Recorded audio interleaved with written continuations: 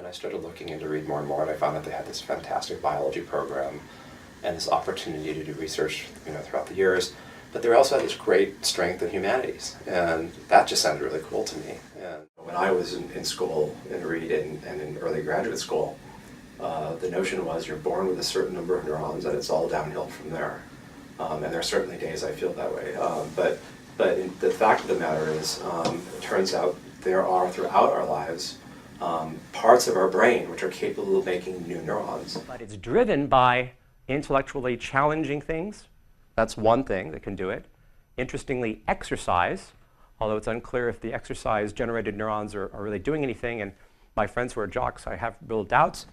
But the other thing that's changed is our whole attitude about the possibility of therapeutics in neuroscience.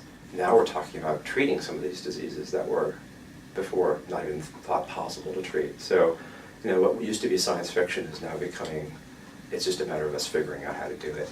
Now what's really interesting is this study, which shows that children who practice piano a lot have more myelin.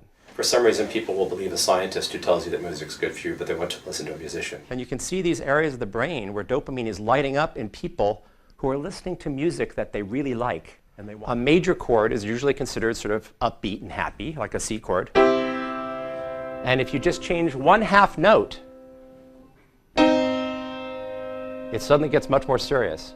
So think about the effects of that. Now, my underlying goal is for people to sort of understand the big questions and how science is addressing these big questions. Love.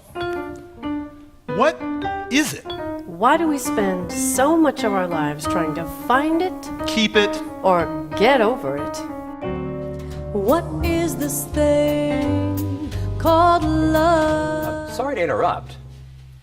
There's something extraordinary about this eye-locking business that I thought I should share. Oh, please, Dr. Sherman, go ahead.